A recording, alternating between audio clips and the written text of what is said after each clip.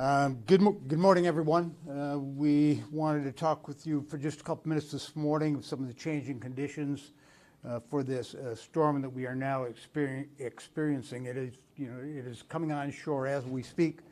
Wind velocities have picked up, and we are, approaching hurricane force winds probably in the next hour or two.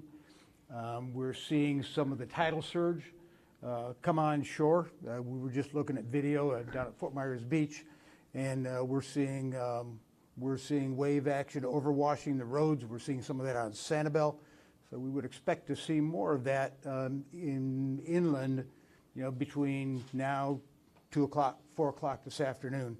The storm continues to be a very slow-moving storm, as you all have seen if you're paying attention, which means that these effects are going to be with us for a while yet. We've probably got another 15, 18 hours, maybe more, to deal with this storm.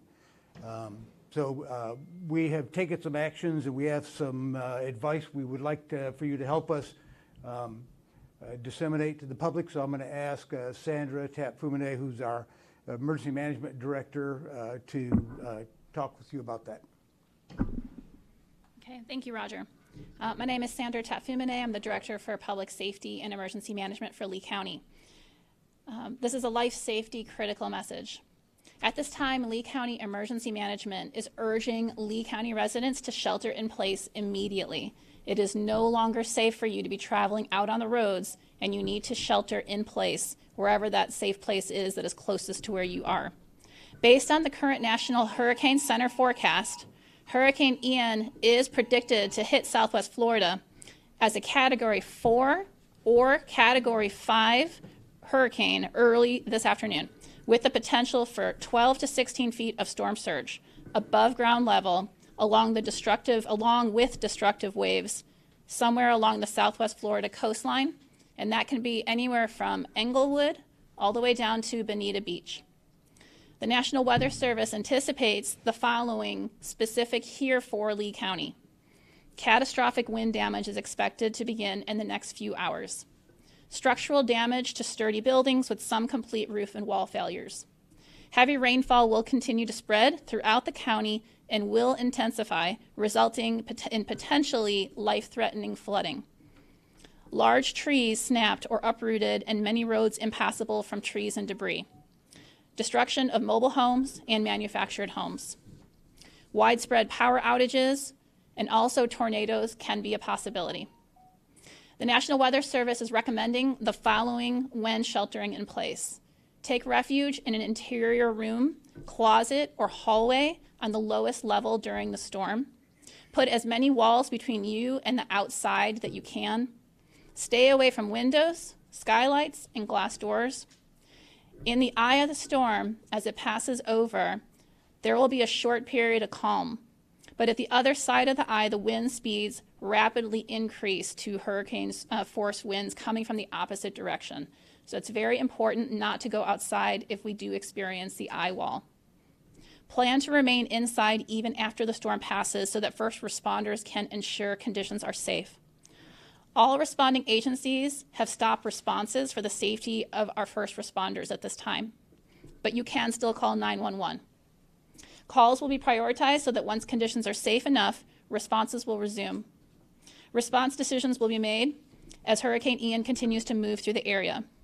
I want to repeat, if you have an emergency, please still call 911. If you need more information, please go to our Lee County government website at www.leegov.com/storm. We have many more resources and information available at that website. Thank you.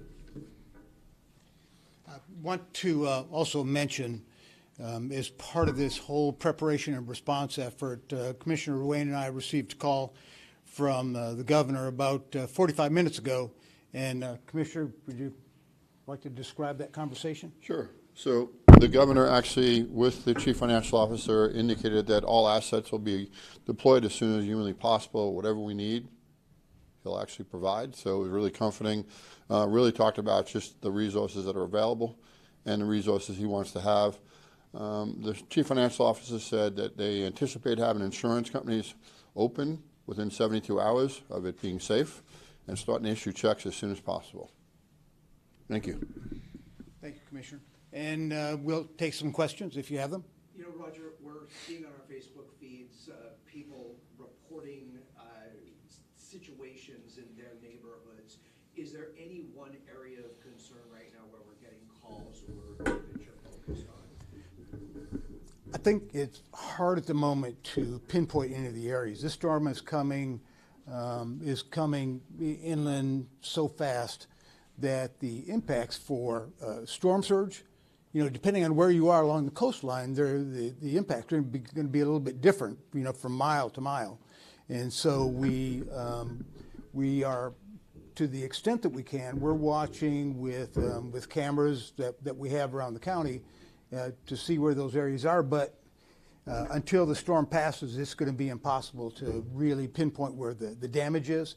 But as soon as the winds recede below 30 miles an hour, our DOT crews will be out opening the roads, clearing debris. We'll make that first pass, and if we have enough time today, we'll complete that, you know, by dark. Otherwise, if the storm doesn't pass till after dark, then we'll be out first thing in the morning. We also have search and rescue crews that are staged in Miami. There's two teams over there waiting to make their way to Lee County, and that would be 60 people. They will show up with their own resources and be self-sufficient, and they'll work with the local fire districts on the search and rescue efforts if we need them. So I think to the Commissioner's point in the conversation with the Governor, we are probably as well positioned as any county might be in the state of Florida, given these conditions. And just as soon as it's humanly possible, we will be out there to respond.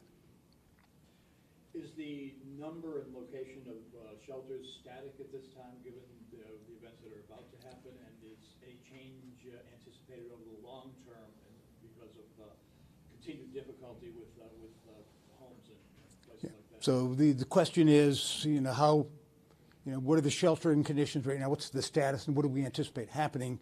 We have about 4,000 people in the shelters right now, and with the shelters that are open and available, we can house 40,000 people. So right now, we would not anticipate opening additional shelters. We'll just have to wait and see. We have a very good relationship with the school district and the new superintendent, and he has made sure that all of the schools that are intended to be shelters are well prepared and staffed, and between the school district and some of our own staff and the sheriff's office providing security, the shelter situation is good right now, but what will happen, you know, several days from now is impossible to predict. So is the direction still to stay and not go to a shelter from this point forward until it's cleared, basically, as being a safe thing to do? The wind velocities are high enough now, and there is enough of a storm surge coming on shore and working its way inland that no one should be on the road now. It is simply too dangerous. It only takes a couple of feet of water to wash a car off the road, and it is between water and the wind. We have seen some trees falling around the county, and so it is simply too dangerous to be on the road. Would you have a time in which it might promulgate information that it would be all right for that to happen, or would be safe to do that? Safe to go back on the road would be after the passing of the storm. People should remain sheltered in place now for the duration, which could be sometime tomorrow. Good. All right. Okay. Thank you very much.